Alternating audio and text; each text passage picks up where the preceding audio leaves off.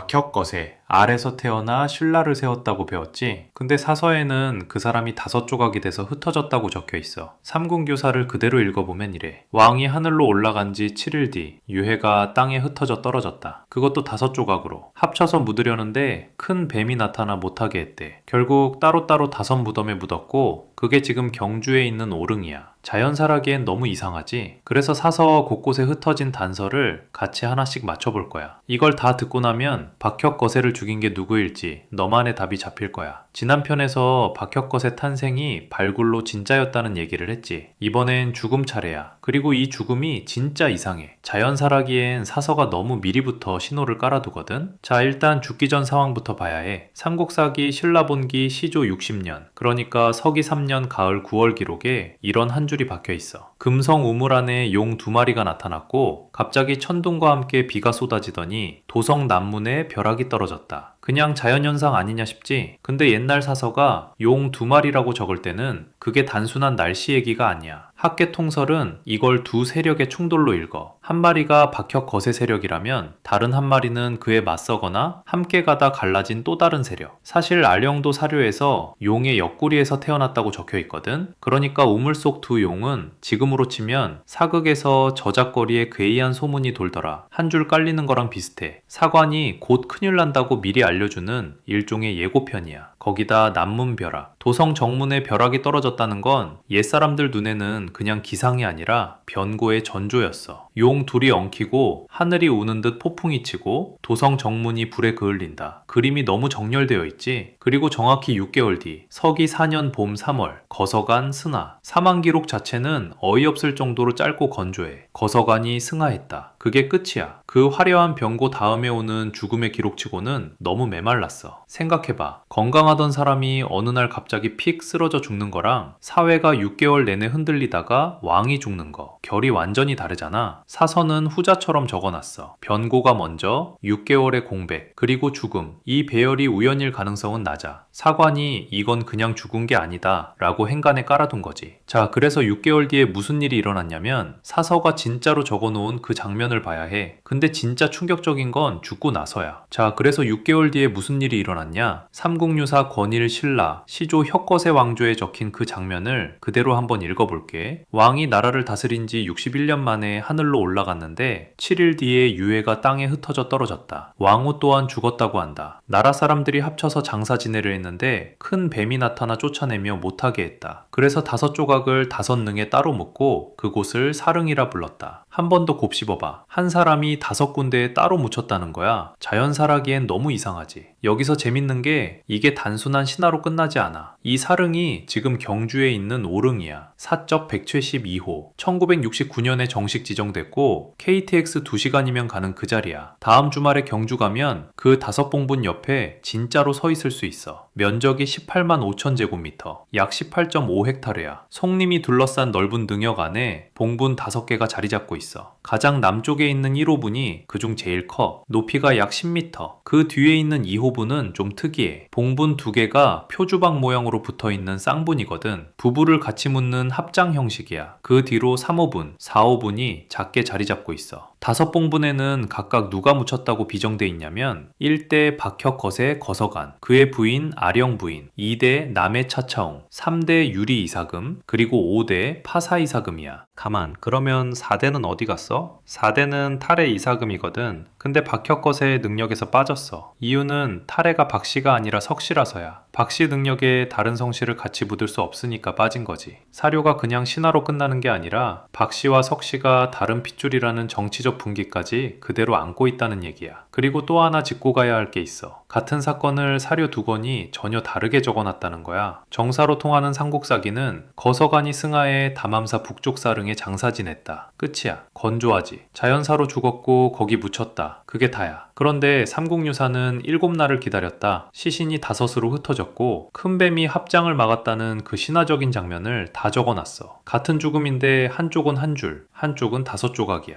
이 차이가 그냥 정사는 짧고 야사는 길다 수준이 아니야. 어느 한쪽은 분명히 뭔가를 덜어냈거나 다른 한쪽이 분명히 뭔가를 더했다는 뜻이거든. 자연사를 후대의 신화로 부풀린 건지 아니면 정사가 차마 못 적은 진짜 사건을 야사가 비유로 남긴 건지 둘 중 어디인지가 박혁것의 죽음을 부는 진짜 열쇠야. 그래서 학자들이 머리를 싸매고 가설을 4개 만들어냈어. 누가 죽였는지부터 하나씩 따져보자. 첫 번째 용의자는 의외의 인물이야. 박혁것의 본인의 부인 알령이거든. 자, 그래서 첫 번째 용의자부터 같이 따져보자. 의외로 박혁것의 부인 알령이야. 부인이 남편을 죽였다고? 무슨 소리야? 싶지. 근데 단서가 있어. 기억나? 사망 6개월 전 우물에 2마리 용이 나타났다고 했잖아. 그중 한 마리가 박혁거세라면 나머지 한 마리는 누구냐? 여기서 알령이 등장해. 사료에서 알령도 용, 계룡으로 묘사돼. 2마리 용, 박혁거세 플러스 알령. 이렇게 그림이 맞아떨어진다는 게 일설의 출발점이야. 그리고 알령 옆에는 노구알멈이 있어. 알령을 어릴 때부터 걷어서 길러 왕비 자리에 앉힌 인물인데 학자들은 이 노구를 그냥 보모로 안 봐. 무당으로 추정해. 지금으로 치면 왕비를 키운 옛 유모 겸 큰 무당이고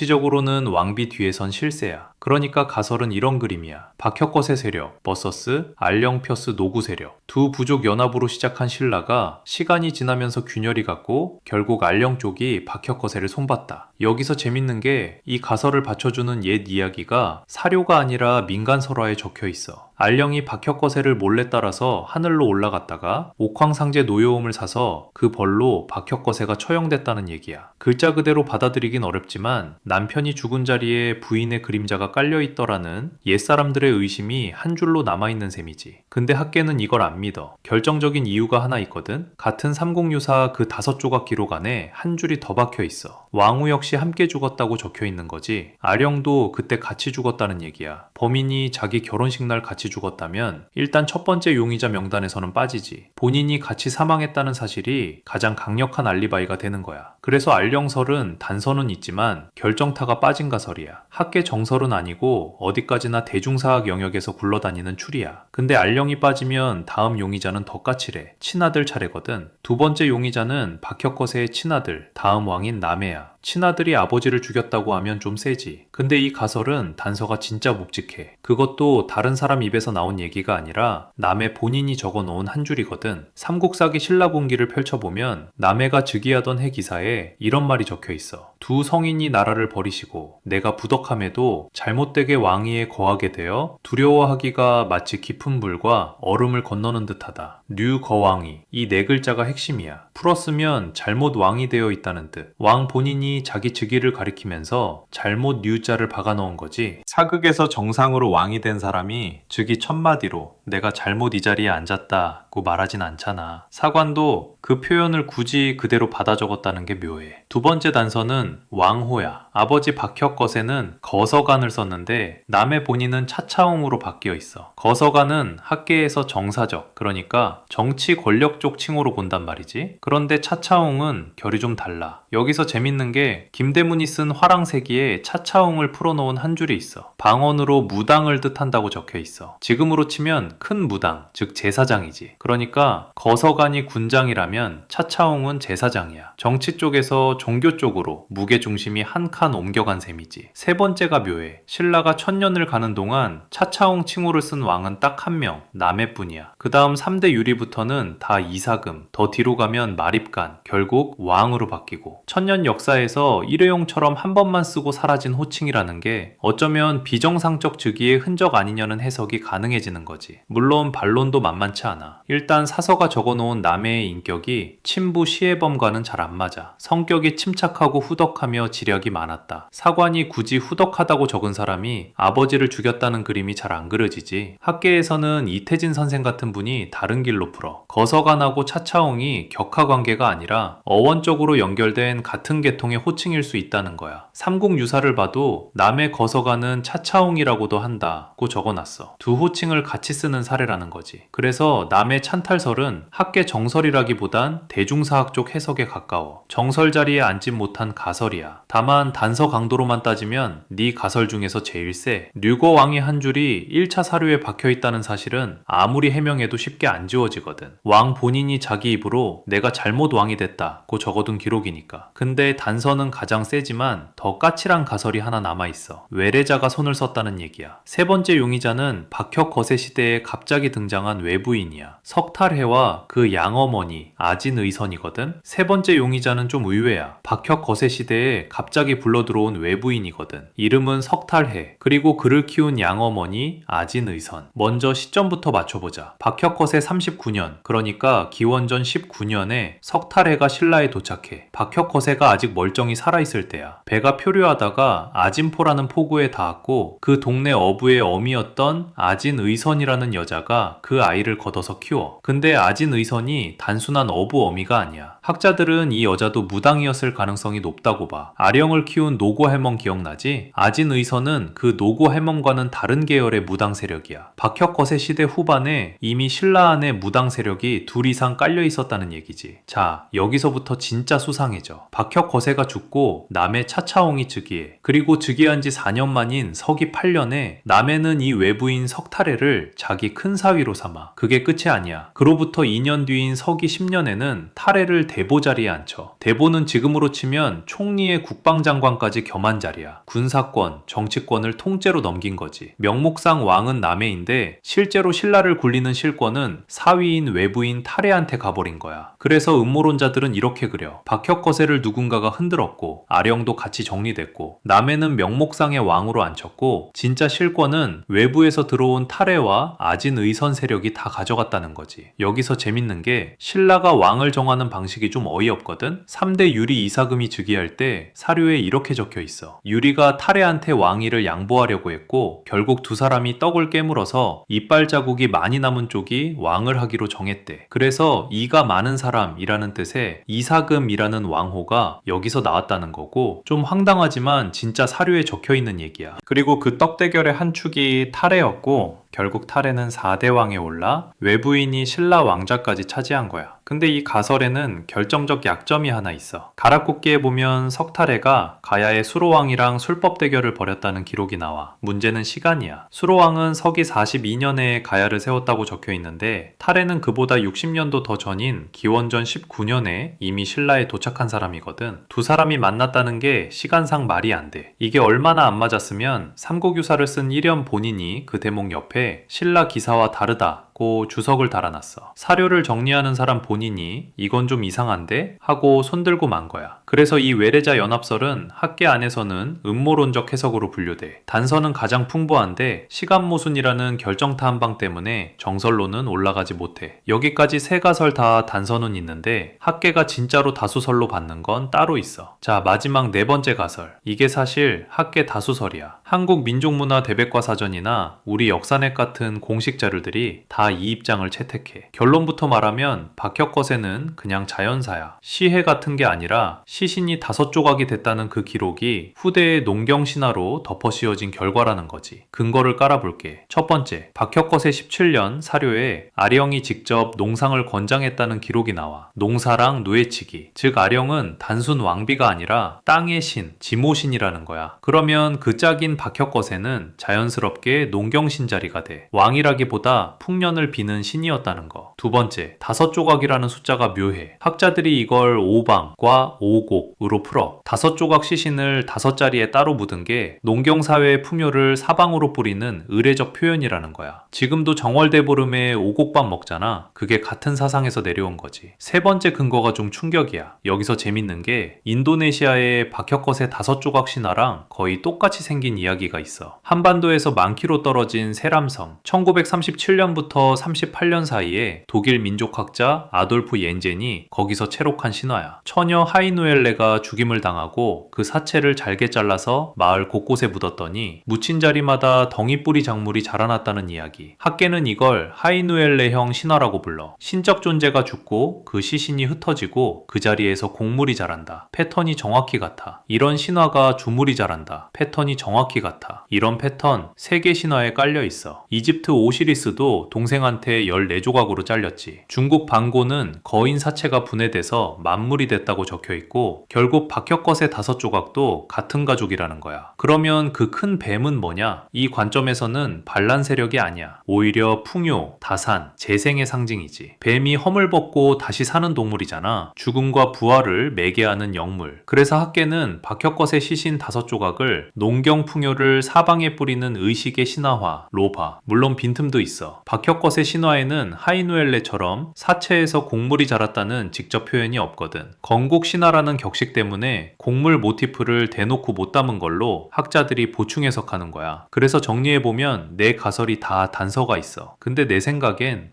정리하면 이렇게 돼. 박혁것의 시신 5조각 미스터리에는 답안지가 4장 있었어. 아령설은 본인이 같이 죽었다는 알리바이가 가장 큰 약점이었고 남해설은 류거왕이라는 한자가 끝까지 무거운 단서로 남았어. 석탈의 연합설은 가락국기 시간모순을 일연 본인이 주석으로 짚어둔 게 결정타였지. 마지막 자연사 신화화설은 학계 다수설이지만 박혁것의 신화에 곡물이 직접 언급된 자리는 없다는 빈틈이 남아. 솔직히 내 생각엔 학계 다수설이 가장 그럴듯해. 한 사람이 자연사한 사건을 후대 사관이 농경통요 의뢰로 다시 빚었다는 그림이 제일 깔끔하거든. 하지만 사료가 류거왕이라는 무거운 한자를 굳이 적어둔 이유는 끝까지 마음에 걸려. 너는 어떻게 봤어? 박혁컷의 시리즈는 여기까지인데 신라 초기에는 미스터리가 한 명 더 남아있어. 아령 본인이야. 입이 닭불이 같아서 발천에서 씻겼더니 불이가 떨어졌다는 그 왕비. 2021년 4월에 경주 동부사적지대 발천에서 길이 150m짜리 통일신라 수로가 새로 발굴됐거든. 신화 속 그 하천이 진짜로 땅 밑에 잠겨있던 거지. 그 얘기를 다음 시리즈에서 풀어볼게. 오늘 이야기 중에 다음날 꺼내고 싶은 한 줄이 있었으면 그걸로 충분해. 다음 편에서 또 보자.